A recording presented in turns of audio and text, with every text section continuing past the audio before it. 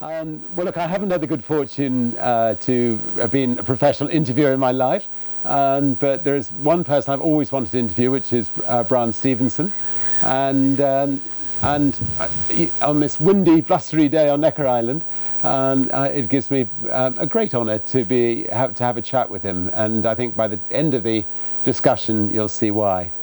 Anyway, so thanks very much for coming all this way to Necker, especially with your incredibly busy schedule. I hope you've enjoyed the first day here. It's been wonderful. Really exciting to hear the conversations about very serious discussion about how we make business proactively engaged in changing the world for social justice. It's very exciting. Yeah, I think business hasn't played its part enough, I think, in the past. You've had governments doing it, politicians doing it, but it's now up to business to contribute. And I think between hopefully we can make a bit of a difference as well. Absolutely.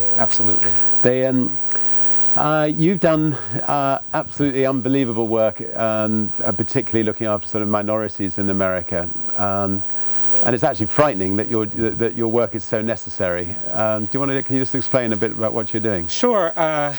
We still have very significant issues in the U.S. around the status of racial minorities and the status of the poor.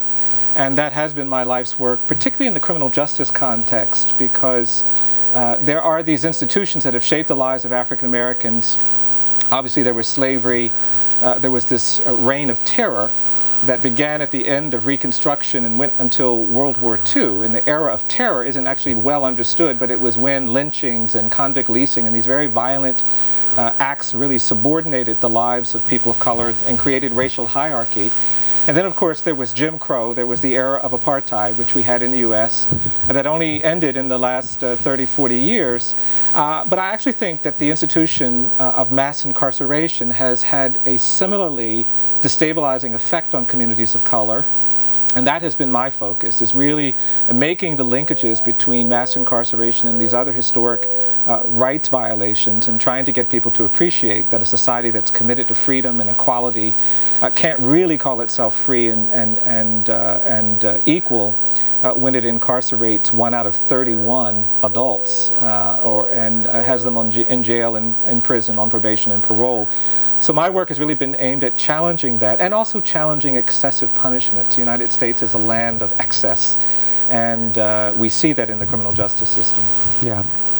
I mean, I've been privileged to serve as a commissioner on the Global Drug Commission, and one of the most frightening aspects of the commission was looking at the statistics as far as America was concerned. The fact that there seems to be more black people in prison today with drug-related issues than there were slaves when slavery was abolished. I don't know if that's true, but it is true, and it's a really astonishing reality. The prison population in the United States in 1972 was 300,000 people.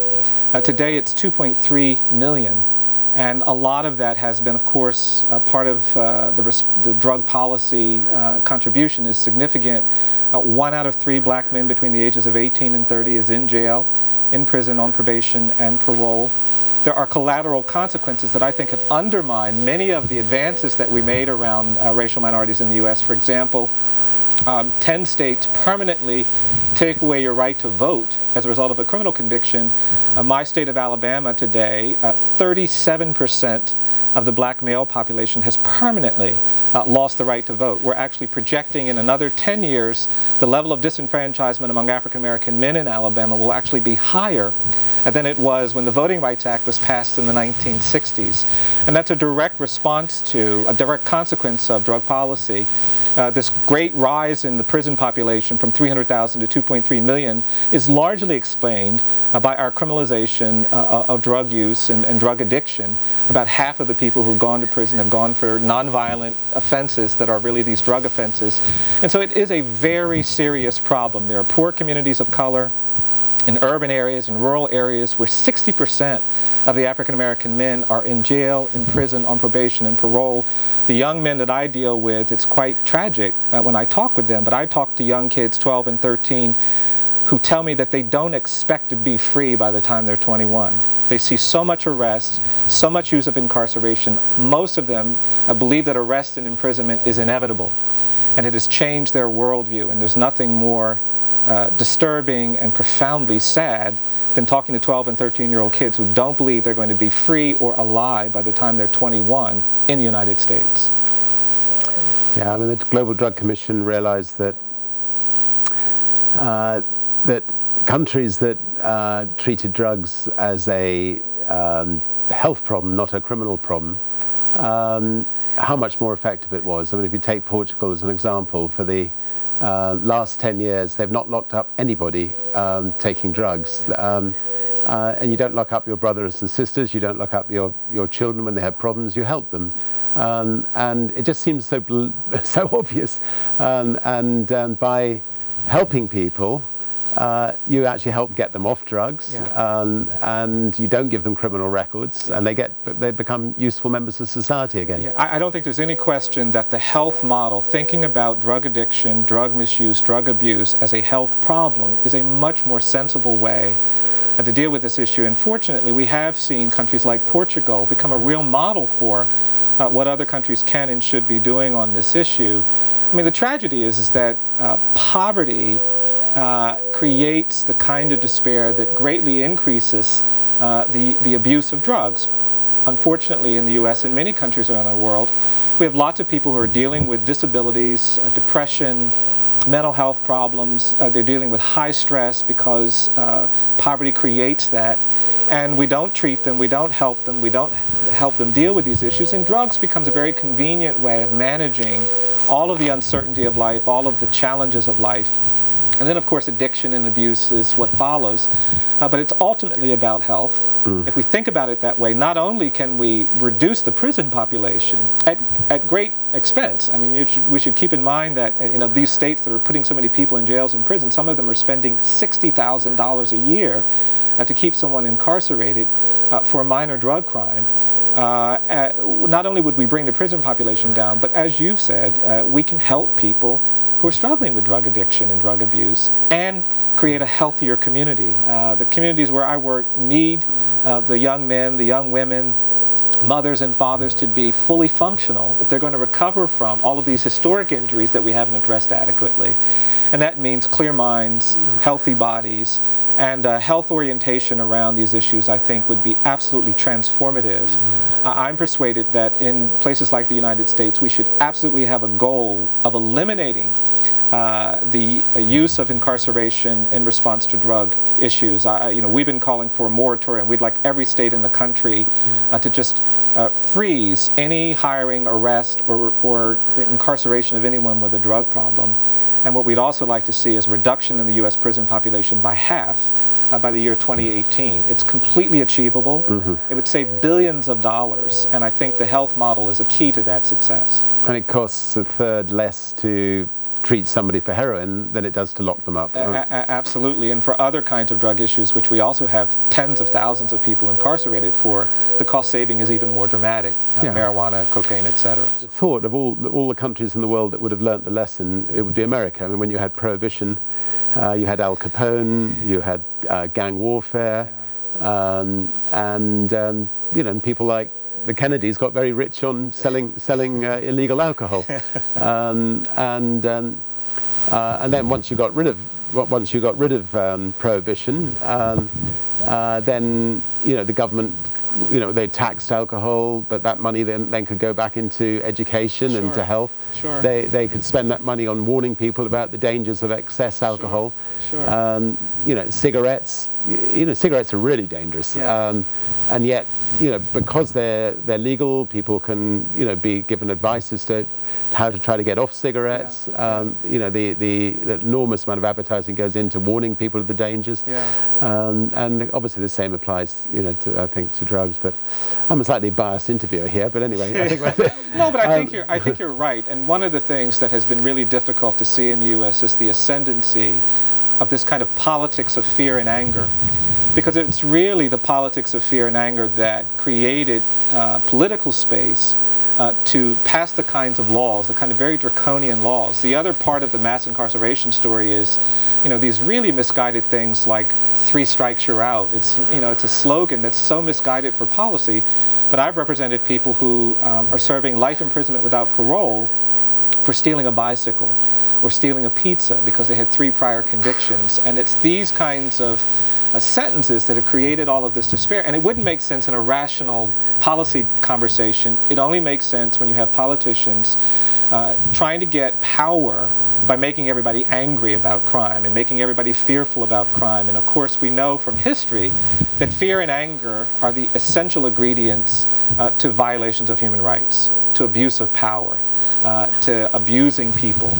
And that's the condition that I think we have to confront in the U.S. when we talk about these issues. It's not simply a rational policy conversation. It's also overcoming the way in which politics have elevated anger and fear as a way of thinking about issues related to crime. Yeah, I suppose one of the positive things about America is that you're so certain about the guilt of people. That you're quite happy to execute them without any feeling that they could possibly be innocent. Yeah. No, it's a real contradiction the way it's happened. Of course, the death penalty has been an area where the unreliability of our system has been wildly exposed. We now have executed over 1,400 people in the U.S. We've also now exonerated over 150 people. That's for every 9 people that we've executed in the U.S., we've proved 1 person innocent so far. And that rate is going to go up. And it's a shocking rate of error. And in virtually any other area of public administration, you would say, if we make that many mistakes, we would stop. In operating rooms, if for every 9 patients that were anesthetized, 1 died, you would stop. Nobody would fly if for every 9 planes that took off, 1 crashed. But we persist in executing people in the U.S., and it speaks to, again, this disconnect we have with the people who are going to be victimized by that. And because we think of the folks who are actually at risk as poor people and people of color, we don't actually value how tragic these injustices are. And so one of the challenges we have is educating people about it, but also getting people to recognize that you cannot execute innocent people. You cannot abuse the right of people who are incarcerated. You cannot fill the jails and prisons with people who did nothing wrong and claim to be a great society, claim to be a free society, claim to be a just society. Those incidents, those actions compromise any claim to being great.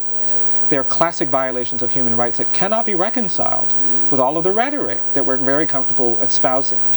And so I think it's a critical issue that we have to find ways to elevate in the American debate, in the American discussion.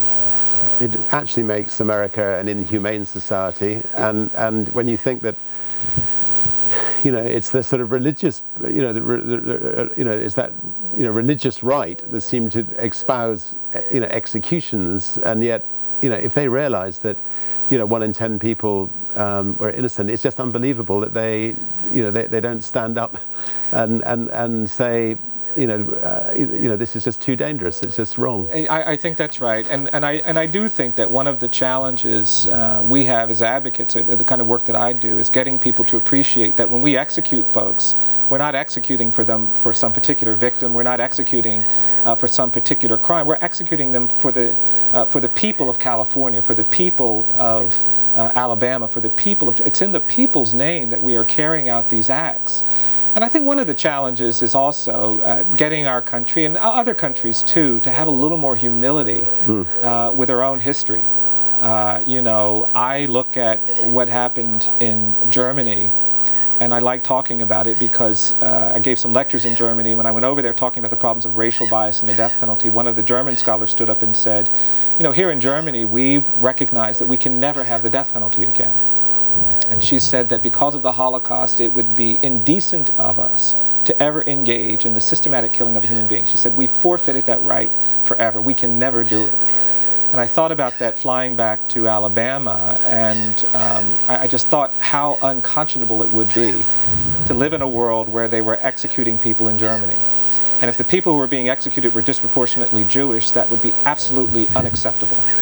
And yet, when I get back to the U.S., I practice in the state of Alabama, where buried in the ground are the bodies of thousands of people who've been lynched, thousands of people who've been brutalized through racial violence, and yet we persist in a death penalty that not only is it inaccurate and error-prone, it's also racially biased. We have a criminal justice system that treats you better if you're rich and guilty than if you're poor and innocent, and you see that in these capital cases. And yet, we haven't been humble enough to acknowledge that we can't do this. And that's why when I talk about the death penalty, I say the question is not about whether people deserve to die for the crimes they've committed. I think the question is, do we deserve to kill? And in America, we don't deserve to kill. We haven't evolved. We haven't got the kind of system. We don't have the kind of commitment to fairness and reliability that would empower us to carry out that kind of punishment, even if it was an acceptable punishment. Yeah, when you compare that with the work that happened with Nelson Mandela and Archbishop Tutu after the abolition of apartheid in South Africa, and the horrors that the white community did to the black man and woman in South Africa, and instead of arresting them and hanging them or electrocuting them, they set up Truth and Reconciliation Commission, and there they get the people who committed these atrocities to come and apologize to those people, the families that they committed it to. And in that way they cleanse society. Now, some people, I'm sure, watching this will say, that's surely that's not enough. But it worked, and it unified South Africa, black and white, and it's become a great nation as a result. And what a fantastic example to set. Absolutely. I think the power of truth and reconciliation cannot be understated. It cannot be minimized. And in fact, I think that's one of the great problems in America. When I look at our own racial history, we moved from slavery, we moved into terror, we moved from terror to Jim Crow and segregation. The courts forced an end to segregation, but at no point did we as a society ever say in a meaningful way, we apologize, we were wrong, we are sorry. We never actually created space to be truthful about what slavery and terror and racial hierarchy did to us, not just African Americans, but whites and others. And because of that, we don't appreciate all of the tension, all of the drama, all of the conflict that we are still carrying with us because we never engaged in a process of truth and reconciliation. This country moved from the end of the segregation era to Dr. King's assassination into a kind of a period of real forgetfulness about all that was represented there. And I don't think we're going to make the kind of progress that we've seen in South Africa, that you're seeing in Rwanda, that you're seeing in other parts of the world, until we seriously engage in that process. For me, it absolutely is a priority to have a healthier conversation about what the legacy of racial injustice and imbalance has done to this country and how we can reconcile it and move forward. There are lots of people who want to get to a forgiving, compassionate place where we can put race behind us, but you can't do it by ignoring it, by refusing to talk about it, by refusing to be truthful about what that legacy represents. Well, just wanted to say thank you for your wonderful work, and I just hope beyond anything that you're successful, and thank you for coming. Well, thank you. Really Lovely great to see to do you. it. Yeah, Thanks very much. Well.